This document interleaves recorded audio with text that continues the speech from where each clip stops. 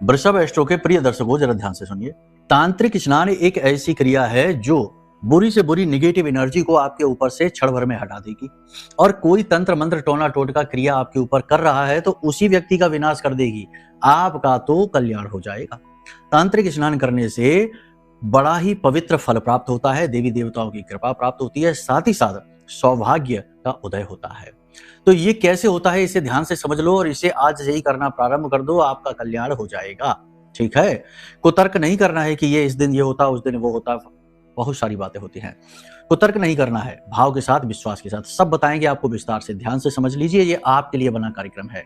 लेकिन एक महत्वपूर्ण बात है, कुंडली आकलन जरूर करा लीजिए, क्योंकि कई बार कुंडली में कोई ऐसा पाप ग्रह योग होता है, कोई ऐसा ऋण होता है, जैसे पितृ ऋण किसी ग्रह से आ रहा है, या मातृ ऋण है, या स्व ऋण है, कोई ऐसा ऋण आ रहा है आपके ऊपर जो कि पाप ग्रह योग बनकर आपकी कुंडली में बैठा है, वह आपको कभी पनपने नहीं देगा, हमेशा आपको डुबा कर रखेगा।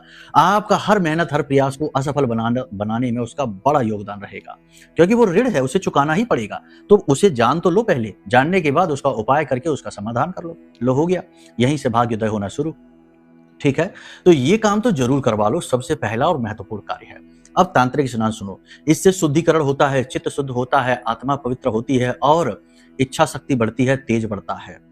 रोज जिस जल से आप स्नान करते हैं उस जल में थोड़ी सी पिसी हुई हल्दी मिलाइए, थोड़ा सा गंगा जल मिलाइए, थोड़ी सी तुलसी मैया की जड़ की मिट्टी मिलाइए, जो पौधा है उसके जड़ के पास की मिट्टी थोड़ी सी ले लो, उस मिट्टी को मिलाइए, और लौंग का एक जोड़ा, काली मिर्च के 4 दाने और इलायची, इन्हें कूट कर पाउडर बनाइए, थोड़ा सा चूरा लेकर उसमें मिला लीजिए।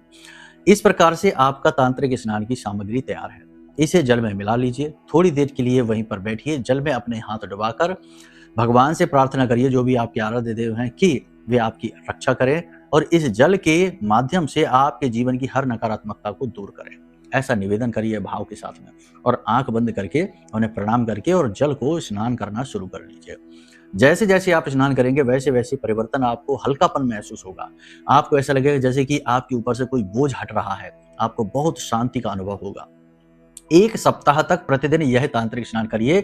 अब इसमें चतुर्थी, एकादशी, रविवार, इन दिनों को आप बीच में छोड़ देना, क्योंकि तुलसी मैया को स्पर्श नहीं करते हैं। ठीक है, रात्रि के समय ऐसा ना करना, बिना स्नान किए तुलसी मैया की जड़ की मिट्टी ना उठाना, तो उसके लिए किसी बालक का, बच्चे का प्रयोग कर लेना, बच्चे से मंगवा लेना। ठीक है, इतनी चीजें समझ गए, यही कुतर्क है, लोग उल्टी सीधी बातें यही करते हैं। ठीक है, तो वो हम आपको बता देते हैं पहले से ही। खैर, इन्हें करके देखिए, फिर बताइए कैसे अनुभव हैं आपके। जय माई की।